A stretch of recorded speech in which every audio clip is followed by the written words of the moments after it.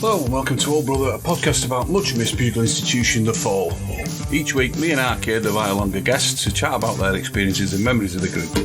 As you probably know by now, Steve was a member of The Fall for 20 years while I managed the Poultry 4 3/4. You can find us at all the usual suspects, but we're hosted at play.acast.com/s/Old Brother. Episode 4 of Series 2 sees us chatting to Steve Albini, legendary musician and producer, though he prefers the title recording engineer, who's worked with some amazing artists and also has the honour of being name-checked in a Fall song. More on that in a bit. Hope you enjoy it.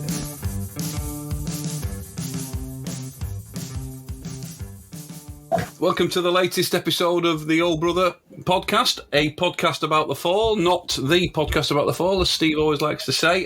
Delighted this week to welcome you like to say for me. I do like to, yes. All right, you don't like me saying it's the Fall podcast. Let's put it that way, shall we? Yeah, so our guest this week, I'm delighted to say, is Mr. Steve Albini.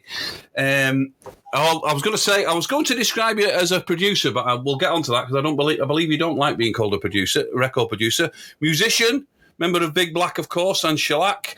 I could read out the list of bands that he's worked with, but that would take up the whole hour, so I won't do that. Welcome, Steve. Nice to speak to you. Well, thank you. Thanks for having me.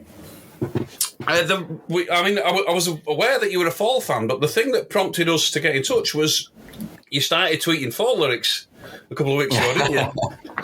Yeah, there was a Twitter meme going around where people would list, here are 10 books to know me by, or here are 10 Beatles songs to know me by, that sort of thing.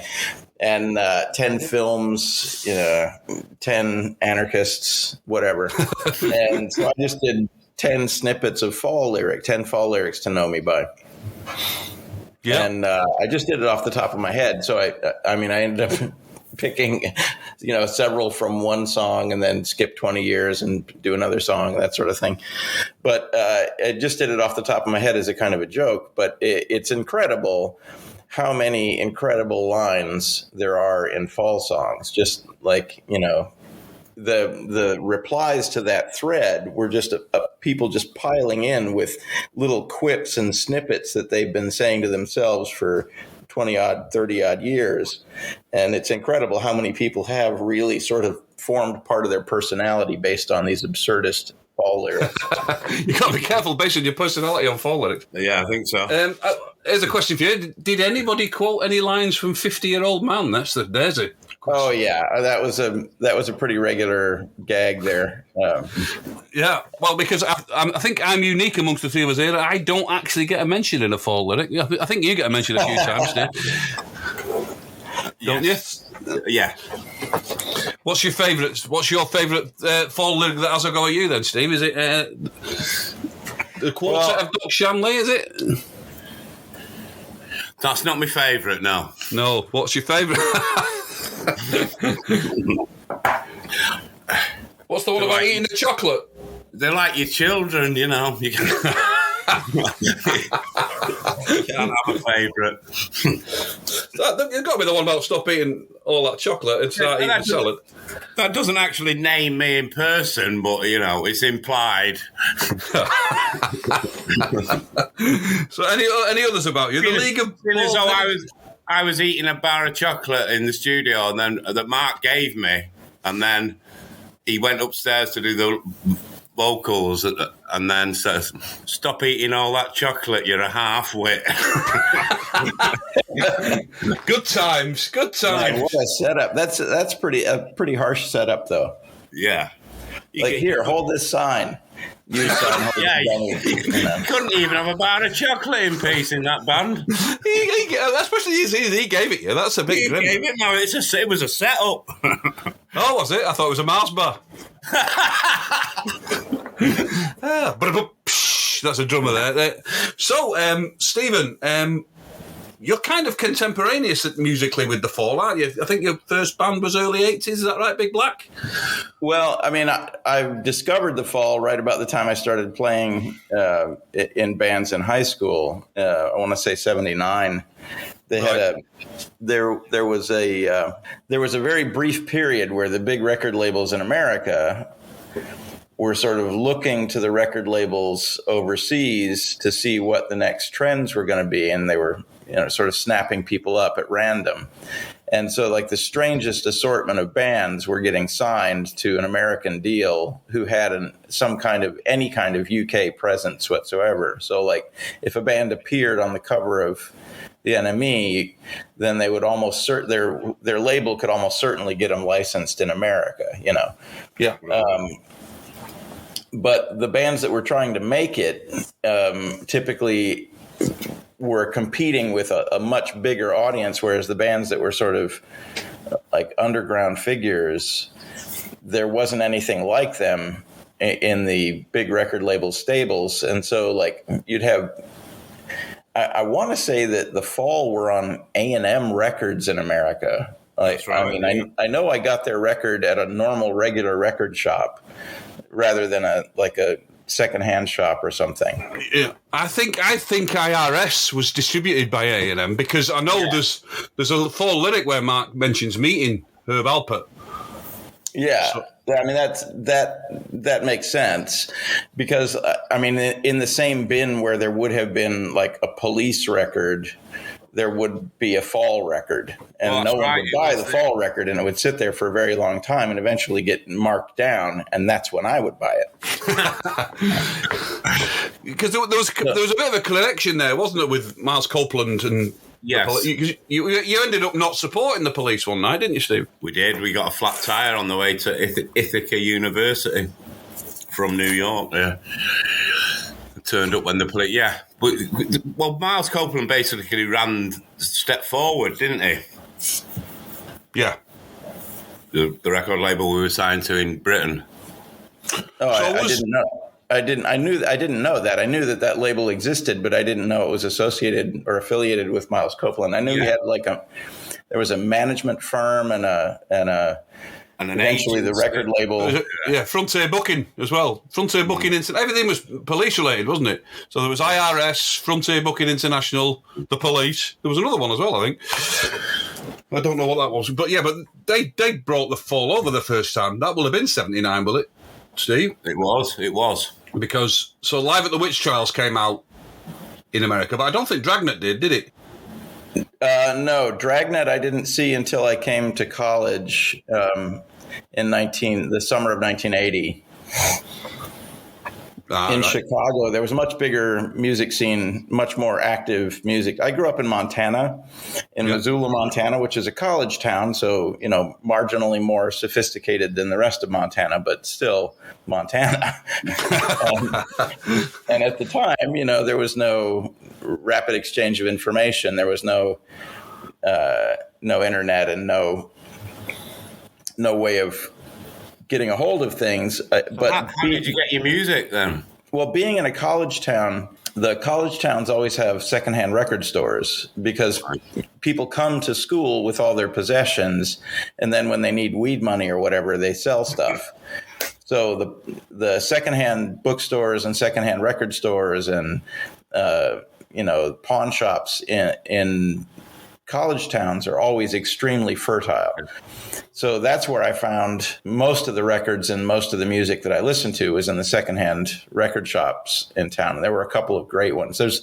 There was one, Rockin' Rudy's, that became a real institution. It wasn't going when I was there, but it was eventually ended up being a sort of a massive amoeba size exchange for secondhand records. But anyway, when I was there, the head shops often had record bins, and the guitar shops had record bins and things like that. And so were people's Fall records the first ones they sold when they? Well, it wasn't. Yeah, it was the sort of it was a weird kind of a. The town I was in, Missoula, had a sort of a tradition, a literary tradition, and a vague hint of lefty politics and that sort of thing. All of it sort of associated with the university, and so there were people that sort of filtered through town, and some of them, left behind things of interest to people like me. So. Right. Yeah, so they were being kind, really. They weren't just trying to bin off their fall records as soon as possible. They were leaving it as a cultural touchstone. Word, yeah. So, but I mean, I think I did buy Live at the Witch Trials. Like, I think I did buy that at just on a regular regular mom and pop record store. I don't think that was at any of the oddball places, but it was definitely the weirdest record in the building at the time. The things that immediately gripped me about it were how sparse it was. Like all of the other records of the day, even the ones that were sort of feigning minimalism, like they were all heavily produced and they all had, like when you'd hear somebody singing, it was never just him. It was always him plus a double of him plus a harmony of him. And, there was always this like synthetic quality to the sound that you were hearing. It never sounded just like a band playing their music. And the Fall record was one of the first records that I encountered where it just sounded like there were those four people playing and that was it, Yeah.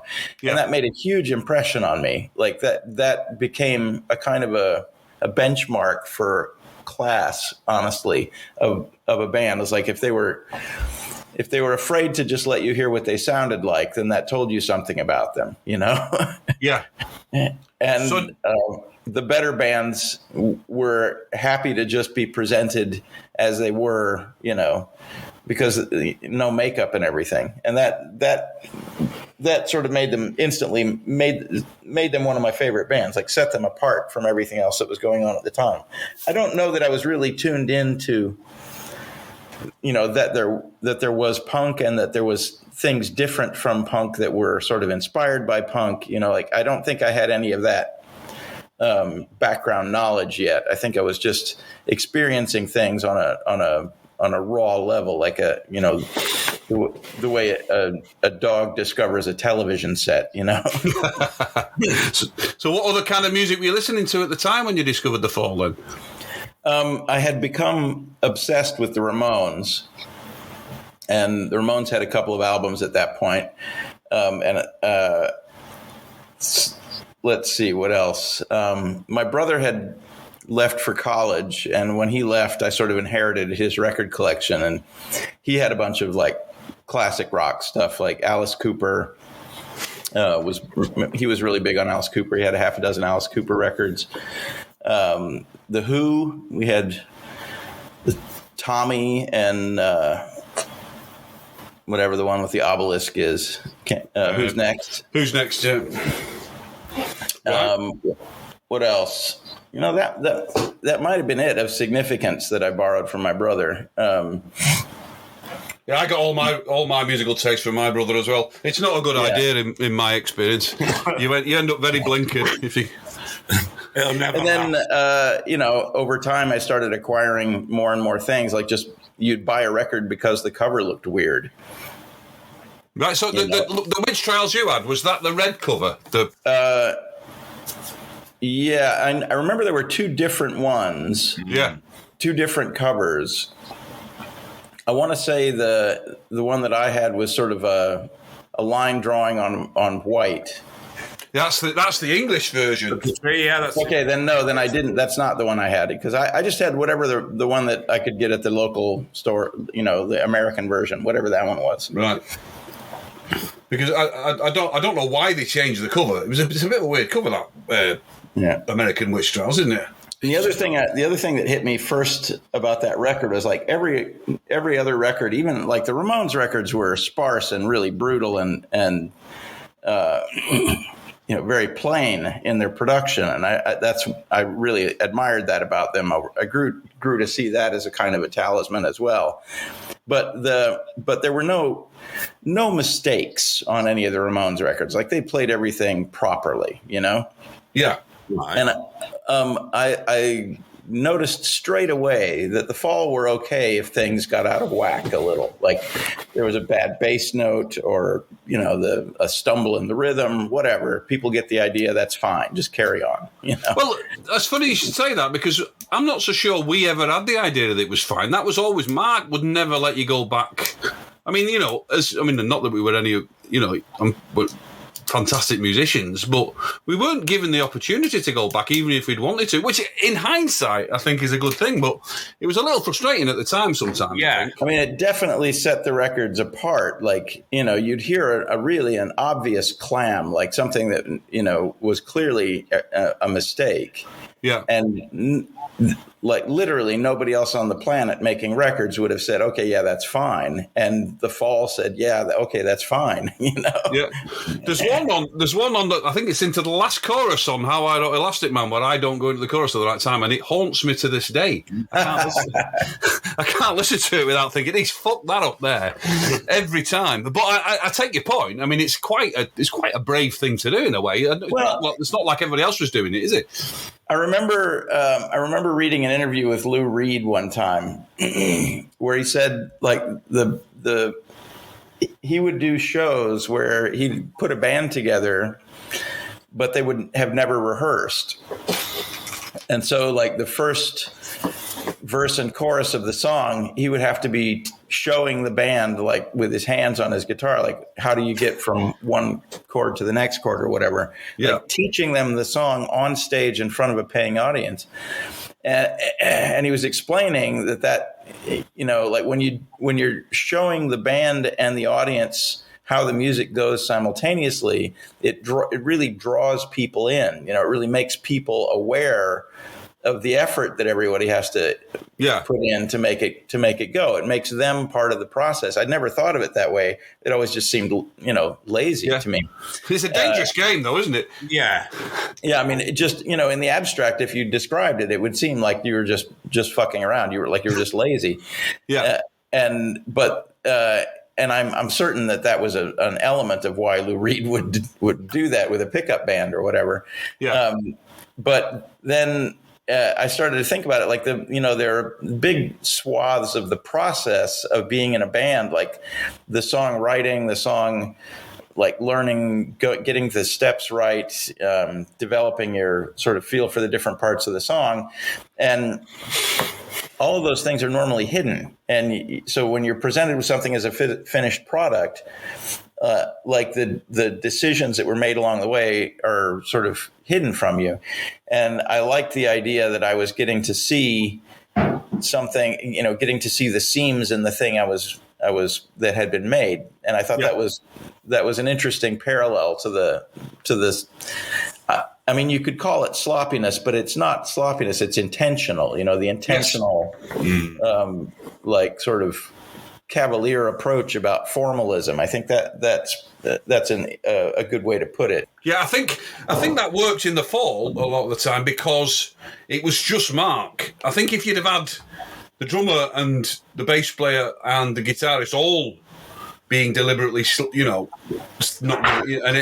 celebrating mistakes, then I think you get to the point where it gets a bit unlistenable. But because it was people fighting against that.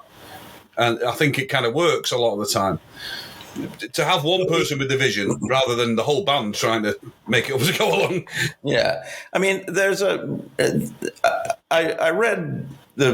I devoured, I should say, the Big Midweek. I thought it was an incredible journal about just an incredible articulation of what's valuable about being in a band and how great it is to be in a band. I thought that was it was really masterful in that way. Not always great, but yeah, thank you. And the sort of day-to-day depictions of behavior within the band were fascinating to me. Like from the outside, you'd get the impression that Marky Smith basically didn't give a fuck what anybody else wanted to do with their lives. He had a plan that everybody else was expected to go along with, Mm-hmm. Was there ever, did the band ever behave more like, a garage band where everybody sort of has their say and gets their thing? Or was it always, as Mark described it, me and your granny on bongos, and it's the Fall, No, it wasn't. It really wasn't. That was one of the reasons for writing that book, was to try and show everybody else's contribution, and that it wasn't just Mark and anybody he could get behind him. There was some incredibly talented people worked in that band when I was in it. well, they all, they pretty much all were. And they all contributed, and it wasn't like, you see, like, I don't know, I may have said this before, but you see a song that, like, no, if you listen to like a Noel Gallagher demo, right, that he presents to the band, that song he's finished, and it's exactly, and then when they play it, it's exactly like he's written it. But it wasn't like that in the Fall at all. Everybody brought their own thing to it. Yeah, but was anything ever done that Mark wasn't into? Like, was there anything where the band got their way? That's a good question. Yeah, I'm sure there was. What do you think, Paul? I think... I mean, he was quite broad with his acceptance of it. I think he used to say to me, as long as I can find something in the music to sing over, well, I'm happy with that. I don't think there was ever anything... I don't think there was ever anything that went out that he actively disliked. Right. No. I mean, he might have come to dislike it later on, because he was a bit of a revisionist, wasn't he? Or he could be at times. What he said, about an album at the time it came out might not be what he thought about it 2 years later. I mean, I'm sure everybody's that way to accept, but I think he had the kind of the final say. No, it was the greatest album. It was the greatest album we've ever done when it came out. Yeah. And then a year later, maybe not so much. But yeah, I mean, he was the kind of arbiter of it, wasn't he? I mean, that was how it works. I mean, it's like that thing where we were saying about mistakes. We would record music, and then it'd be his then. So he'd go back and do his vocals. Yeah. But it was you kind of handed it over to him, and then And I don't think it didn't even get off. If he didn't like it didn't get off the ground, did it? Right. We did. It wasn't like we'd work on a song and then he'd decide at the end of it when it was all finished that he didn't like it. If he didn't like it, he'd tell you straight away. But do you think any of that was just because it had been done without him there and he had to say that? Because I know that happened with the last lineup where they went to Germany to record, and Mark came in after they recorded a lot of stuff and said, I don't like any of that, which must have been a little frustrating, I think. But did he say that because he hadn't been involved, or did he genuinely not like it? I mean, I don't suppose we'll ever know, will we? We'll never know. I don't know. But I just remember that, we'd have the songwriting sessions and people would bring 2 or 3 ideas, like Craig and me, or whoever, and you would be lucky to get one passed. So the musical ideas were essentially all generated by the band. I'd say 90% of them in my time. Yeah. I mean, he'd come up with the odd musical idea, but most of it was generated by the band. Yeah. But like you say, Mark always maintained that he wrote Totally Wired in its entirety, but he basically said it goes duh, duh, duh, duh, duh, and I want it to sound like a cardboard box. That was him writing the song. His main instruction for the drums was, I want them to sound like a cardboard box, which he would count as writing a song, because he didn't have, I mean, I'm not saying he should, he didn't have any musical language. Yeah. He couldn't articulate what he wanted musically in any way that was, pertinent. Actionable, yeah. So in the end, it had to be you, because, it was just everybody doing everything they could do, really, because it wasn't like, certainly when I was in the band, and I think a lot long after, it wasn't like Mark says he wants a reggae one and everybody knew how to play reggae really well. People just played the way they knew how to play, I think. I think that's something, there was a level of musicianship that everything was authentic because it was the only way we knew how to play, I think. I think that's fair. Yeah. That's I know that I'm the guest, and conventionally the guest is the one that gets asked questions by the hosts. But I've been a Fall fan my whole life, and this is an opportunity for me to get some questions answered. Yeah, carry on. Yeah, carry on. Like you mentioned how I wrote Elastic Man previously, and there's a hot debate about whether or not Mark ever says the word elastic in the song, or if he's always saying the word plastic. Plastic, yeah. It's always plastic, yeah. Yeah. He was worried about, wasn't he worried about the copyright somehow? There was, because I know how that song... there was a conversation between Mark and Grant Showbiz, and Grant was telling him about the Plastic Man comics. I don't know if you've ever read any of the Plastic Man comics from the 70s. I've seen them. I haven't. They are absolutely bonkers. Yeah. And Grant was saying, I cannot fathom, even begin to understand how he writes this comic, which was, I think, where they got the idea. But like you say, I think he changed it from Plastic Man to Elastic Man because he thought it was copyright Plastic Man. But if I'm not mistaken, I think there's an Elastic Man as well. There's an Elastic Man in as well. It probably is. If there isn't, somebody should have come up with that. But I mean, I know people have said it's like a comment on, because the lyrics about how he creates, and how the guy creates stuff. And he changed it because of that. But I don't know. I mean, like with anything else with Mark lyrics, there's 5 or 6 explanations, and any one of them could be true at any moment in time. But I'm pretty sure he never says Elastic Man at any point in the song.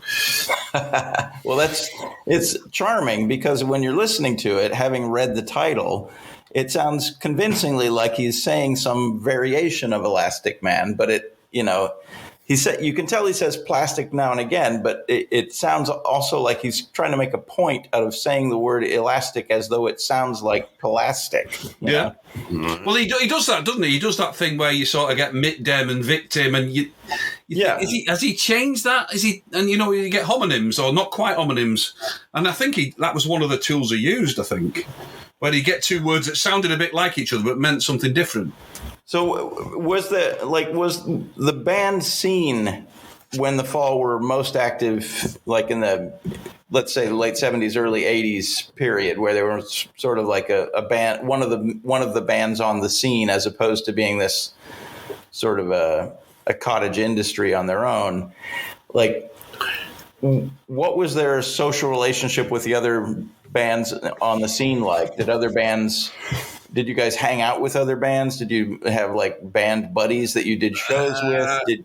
Did you like have like a favorite crowd that you were part of? I'm going to say not really. The odd band, but I don't know. It's kind of frowned upon in the Fall, wasn't it, Paul? I think Mark liked to keep... I mean, as much as was physically possible, Mark liked to think, or that that the Fall were different. He didn't like to see, but it was impossible because the scene in Manchester then, it was quite parochial because everybody used the same PA company, for instance.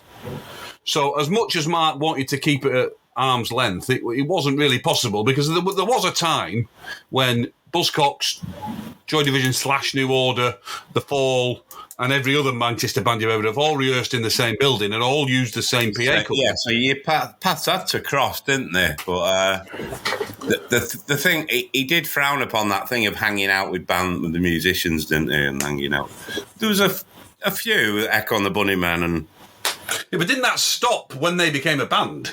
He hung around with Ian McCulloch and Julian Cope and what have you before they were in the band. Before that, I suppose, yeah. There was that live compilation album that the Fall appeared on that also had Joy Division and the Buzzcocks. It was all the Manchester bands. I'm drawing a blank on the name of it right now. Yeah, Live at Electric Circus. Yeah, it was the Electric Circus live record. And that sort of implies a sense of community around that place. Did you guys feel that at the time, or was that just like it was just a gig?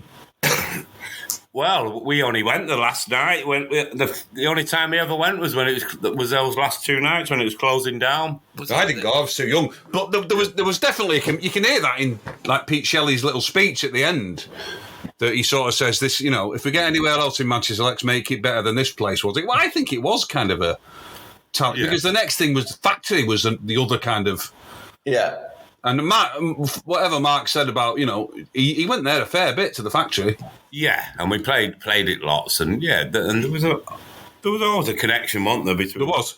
Mark liked to think that he was different from other musicians. And he liked to think the Fall were different from other bands. I'm not so sure, if you're a drummer in a band, you're going to have more in common with a drummer in a band than someone who goes to watch you in a band. But he didn't. I don't think Mark liked that, and I don't think he liked.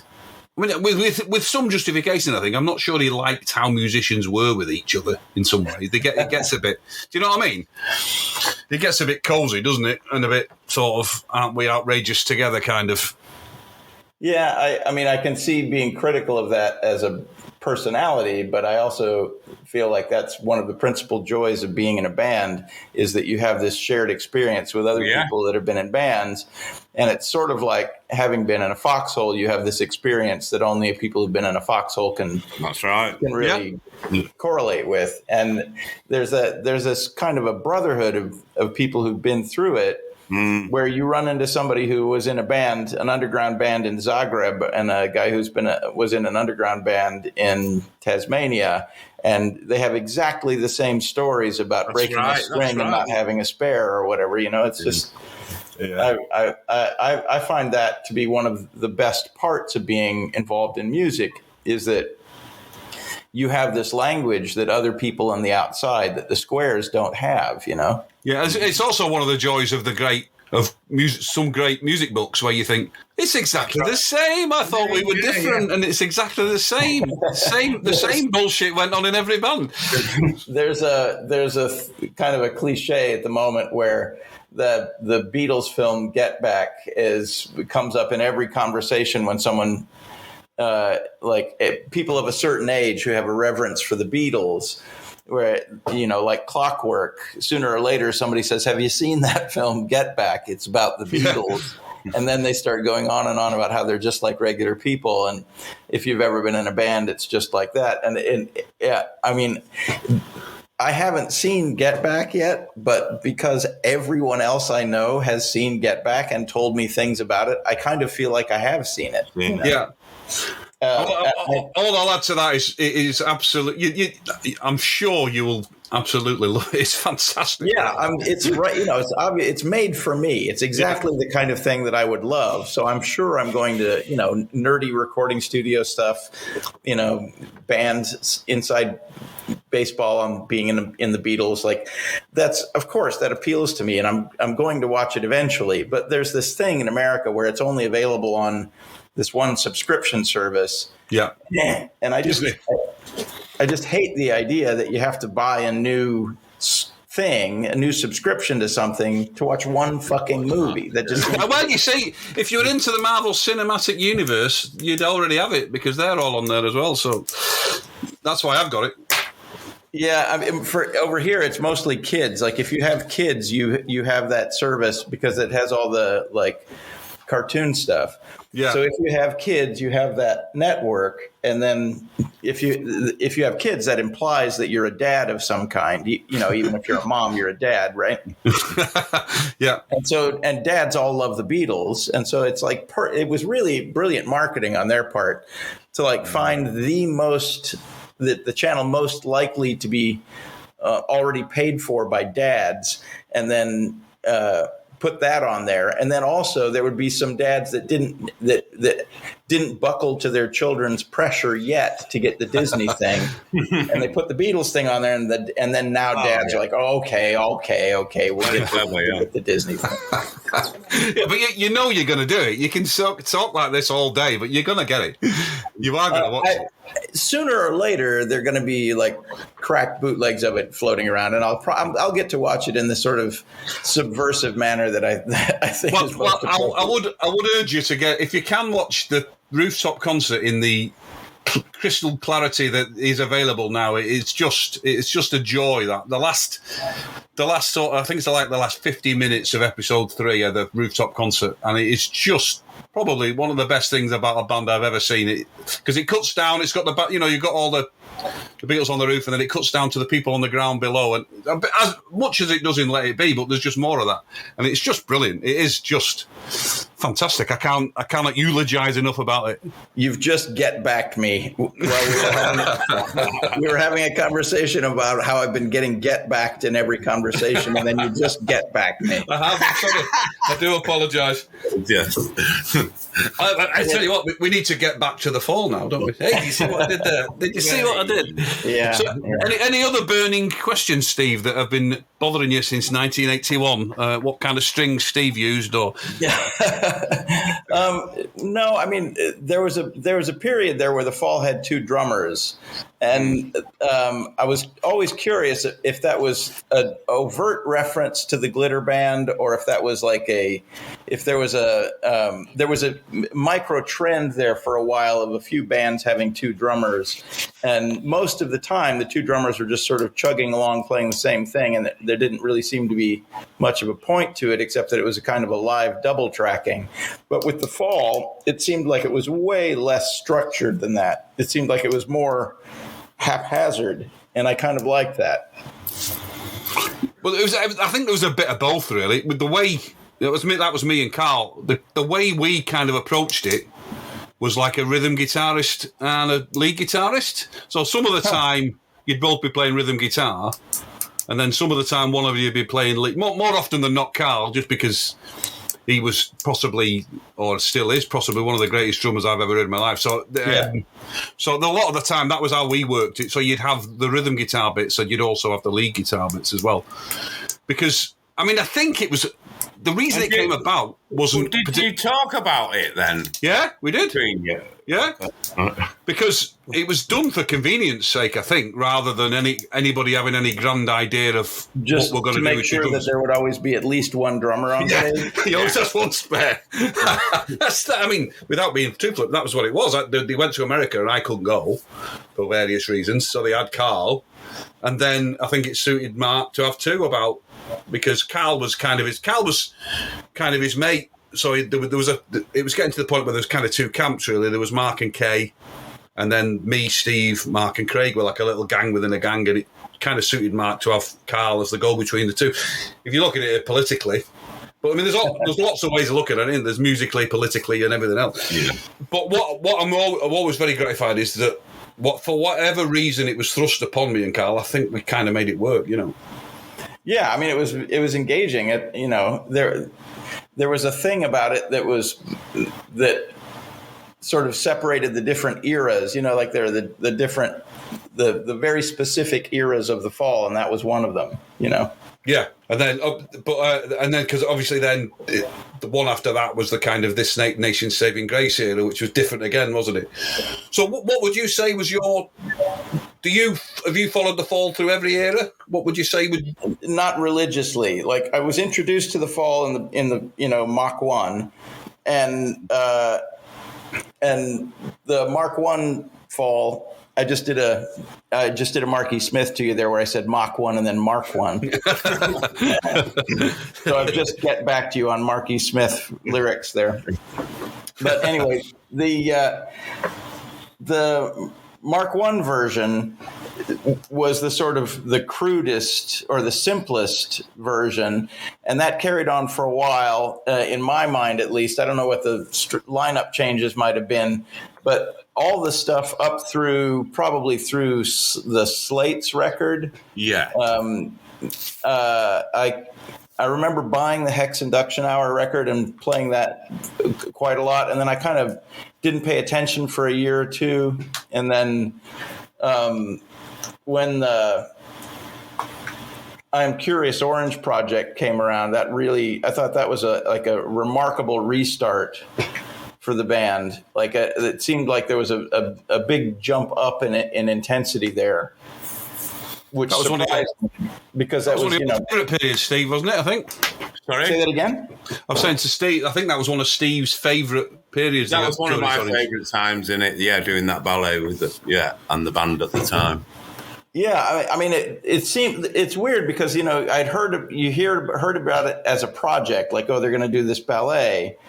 And then you would expect the music to be like less lyrical and more kind of functional music, mm-hmm. like music that somebody could put a dance to.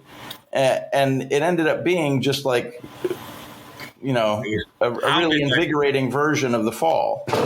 So yeah, that was probably the next period where I started paying attention again in earnest.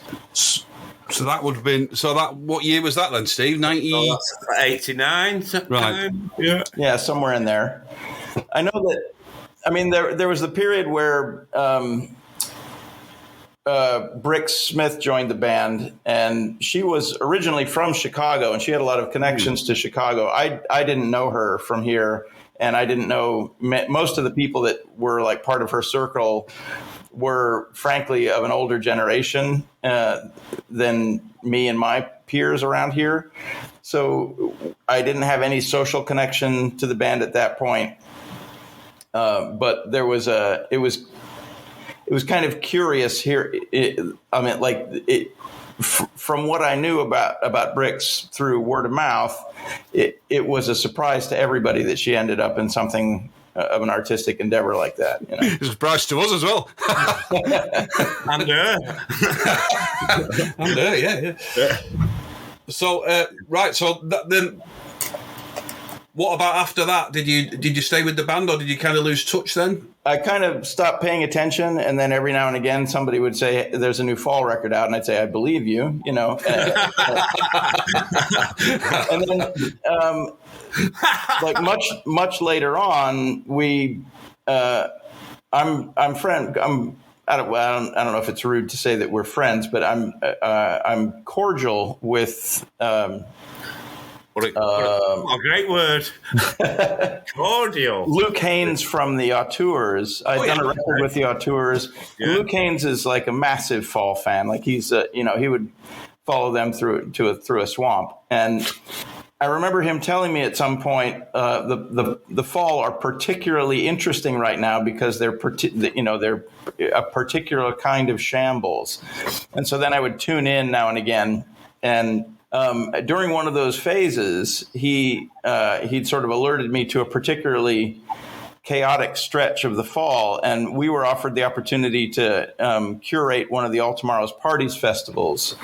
Yeah. And so we invited the Fall to play, and Barry Hogan, who was the principal of the ATP concerts and the ATP festival, said, I hope you realize what you're getting yourself in for here, because it's going to be a miserable experience working with Marky Smith. Watching the Fall on stage can be amazing, but working with Marky Smith is going to be torture. And I said, well, that's what you're for. That was 2002, was it? Yeah, I'll believe you on that. I'm terrible with dates. Yeah, so. Because I think that kind of period, like Steve left in 98, and then that period, those kind of 4 or 5 years were a bit grim, I think. I think it did take him a while to get it back together, didn't it, I think? The particular mode was that it seemed like he would be nonstop fighting with the band on stage, like just sort of yanking the controls on people's equipment around and, pushing people to the side of the stage and shutting an amplifier off entirely, like that sort of thing. It seemed quite belligerent, and like it seemed like he was not making a show of it, but almost like that was the last remaining element of his control, was that he could get angry at the band, And how did it go on the night? It seemed like a pretty regular Fall gig, as near as I could tell. I don't remember there being any real outbursts. I don't remember anything. He was complaining about the surroundings. It was in a kind of a tacky holiday camp type deal. Yeah. Okay. And I think he sort of harbored longstanding misgivings about that part of English culture. And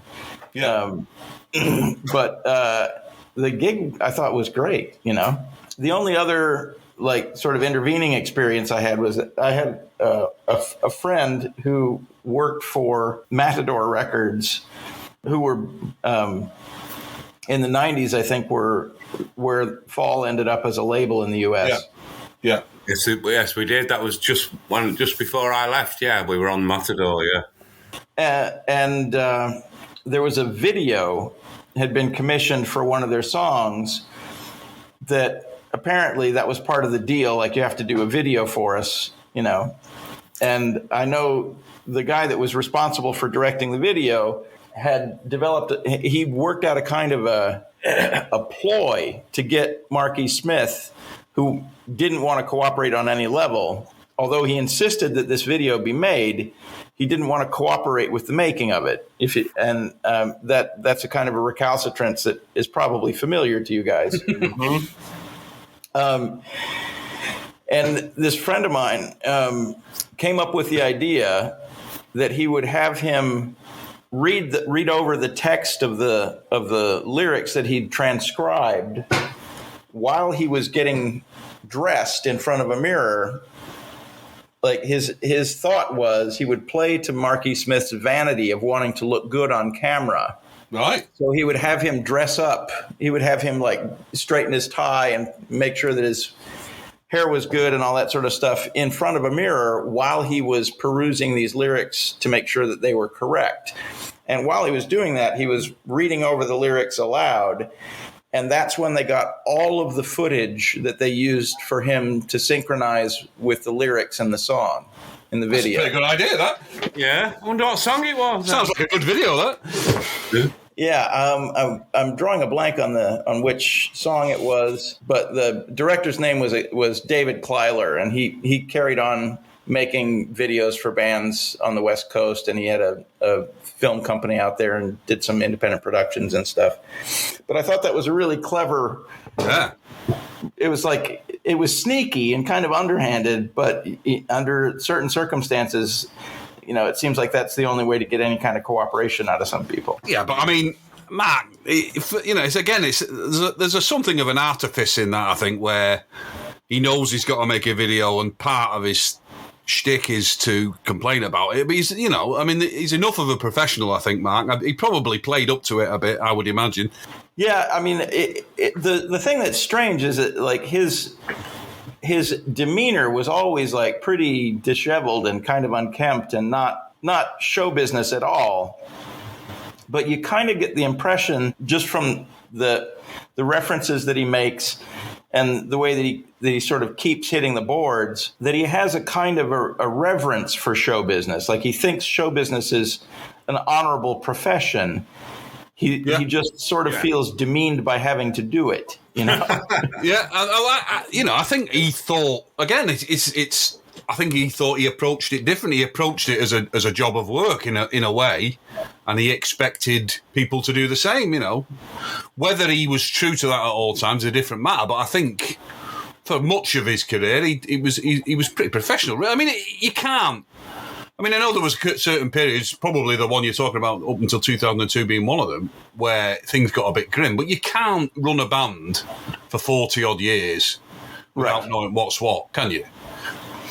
Yeah, one way or another, you have to, the trains have to be on time to a degree, Yeah, but again, I think, and I don't think it's quite the most pleasant position to be in. I think Steve got suckered into it a few times, where you become the thing that he can react against. Yeah. I mean, that's sort of personalizing of it is probably the most uncomfortable part of it, especially if in the back of your mind you're thinking to yourself, well, this isn't real, Yeah. This isn't a real argument we're having. This is an argument pro forma so that he can have had his argument with the band today, That's right. Yeah. But of course, the obverse of that is the last sort of 10, probably more than 10 years of the Fall weren't really like that, I don't think. I think he got to a point where it was like a professional kind of outfit, wasn't it? And you can hear it in the music. I think the last period of the Fall is one of the best periods there is, I think. And I'm always astounded, and we've had this conversation numerous times, how he pulled that back to the degree he did, to where the Fall were by the latter days of the Fall. It's an amazing achievement, because I don't care who they are. Most bands you go and see in their 35th year of existence aren't pulling off what the Fall could pull off, I don't think, at 35 years. Well, that's fair. I hope to find out. I have a few more more years with shellac. No, I would urge you to listen to it, because it becomes a bit of a cliche, doesn't it? That whole thing. But I think he probably got tired of that cliche and thought, I'm not doing this. I'm gonna, I'll prove it. I can do it, and he did it. and I have nothing but admiration for the last years of The Fall. When you finish watching Get Back, you can. So the other thing I was going to ask you, Steve, is how close did you ever get to working with The Fall? And I've seen a couple of interviews where Mark's made sort of oblique reference to you producing. I have to say, not in the most positive of terminology. Yeah, I mean, I'll admit that I was ignorant of any interest on their part, and I'm as a habit, I don't make overtures to bands that I would want to work with. I think it puts people in an awkward situation if they're like if someone is coming to them like a suitor, that right. So I just don't do that. I would never make an approach in that way to anybody. Of course, I would have been interested in. Of course, I would have been scared to death to do a record with The Fall, but it never came up to any degree that I ever took notice of. Like, no one ever called me and said, "Hey, would you be into working with The Fall if I can talk them into it?" And no one ever said to me, would you like me to approach The Fall about working with you? Like, none of that ever happened. So I don't know where those ideas came from, but they didn't come from me. Right. Because there's a quote from Mark saying that you wanted to do the new LP. So I know that's kind of the kind of thing he said from time to time, but that must have come from somewhere, presumably, or someone must have mentioned your name. I mean, it came from him. And before we forget, let's not forget, you are mentioned by name in 50-Year-Old Man. So he says, if I'm quoting the lyric correctly, don't forget you tried to destroy me, Steve Albini. You're in collusion with the trains. Don't try and kid me. So are you in collusion with the trains? Is be the first question. No overt collusion on my part. I have a theory. I have a theory about that. And my theory is that he was waiting for a train one time and had a miserable time while somebody else was bending his ear about me. That's what I think it was. Because I've had some real punishers bend my ear about me to me. And so I think what's most likely, or a scenario that plays itself out in my mind that is credible, is that he was waiting for a train and there was some punisher who wanted to tell him that Steve Albini should do their records or and then he indulged that punisher for as long as he had to and maybe missed his train, and whatever, it burned a hole in his soul that he had to hear about me for 5 minutes. I think that's pretty good there, eh? Yeah, and then he got on the train, then he read a magazine about Pete Tong, and then he wrote another song. That's it. What song's that? That's it. Is it Dr. Butler's? That's the one about Pete Tong as well. That was on a train. I don't think he had a particularly good time on trains, did he? No. That's one of the things that amazed me about England when I first started going to England in the mid '80s was how reliant everybody was on trains. Like in the States, when somebody says they're getting a train, what they mean is they're getting a subway or like a local. Yeah. The equivalent of the tube that, whatever the L train in Chicago, for example, or the Metro train, which is a suburban train. But very, very, very rarely do people take a train from one city to another. It's super rare over here in the States. But it kind of blew my mind how reliant everyone in England was on trains. Like you would take your train to go visit your folks in your hometown or whatever.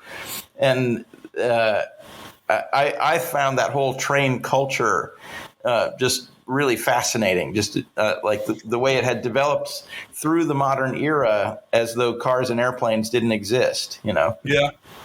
Well, there's a big public transport culture in England anyway. That buses are a big thing here as well, which I don't think they are so much in the US, are they? Maybe I have to say, possibly. When I've been in England, using public transportation is an order of magnitude easier and more satisfying than it is here in the States. Like the tube, I think, is an absolute marvel. Like the London Tube is an absolute incredible engineering feat. And as a way of organizing people and traveling within a city, I think it's just fantastic. You can always get from anywhere to anywhere. It's amazing. Yeah, you can't get lost, can you? And there's nothing even remotely that comprehensive in any part of the U.S. You know, the New York subway is reasonable. The Chicago L trains are reasonable, but they're nowhere near as comprehensive or as, you know, well integrated into society as the tube is over there. I could get on my high horse about it. Or it's got to be run publicly for the benefit of the passengers rather than for profit, but which has been systematically undermined over. But anyway, I'm not going to get too political about it. But anyway, I think that's the difference.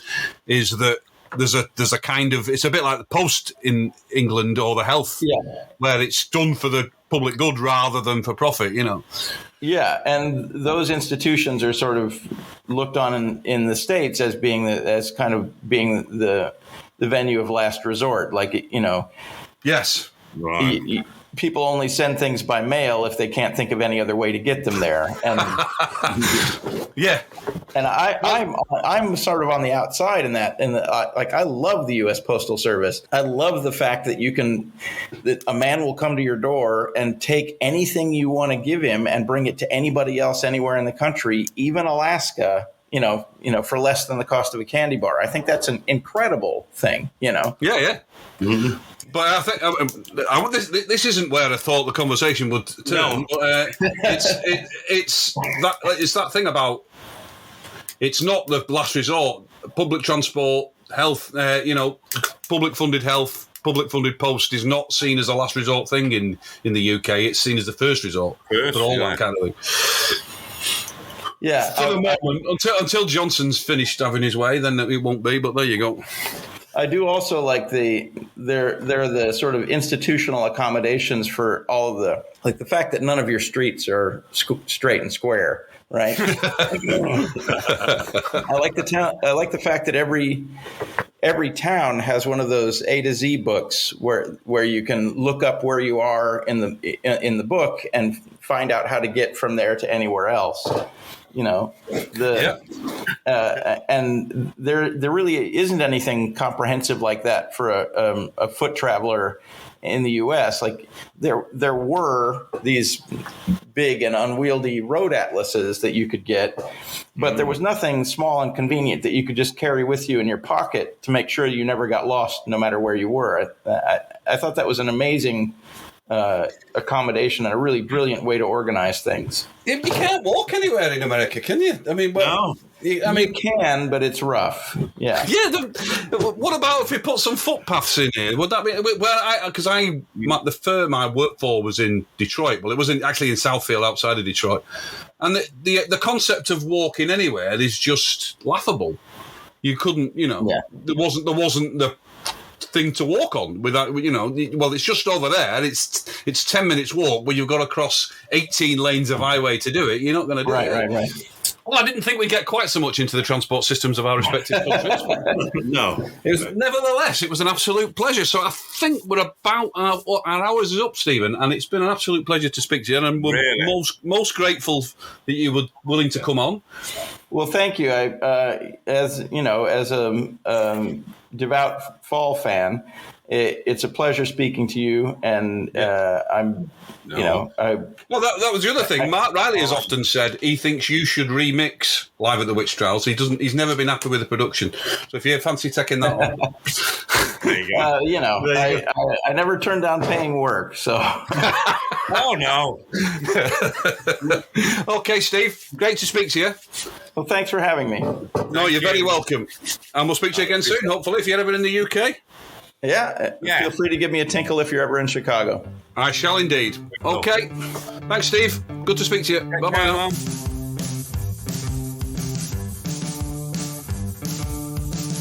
Thanks for joining us this week on Old Brother. Episode 5 should be with you in 2 weeks, all being well. Please follow us on Twitter, @Old Brother Show, @HanleyPA, and @StephenHanley6 with a PH. You can subscribe via iTunes, Stitcher, or RSS, so you'll never have to miss an episode. For further homework, you might be interested in our books, The Big Midweek and Have a Bleeding Guest, both available from Root Publishers. Hope to see you all again soon, and remember, if you're driving, take your car. Ta-da.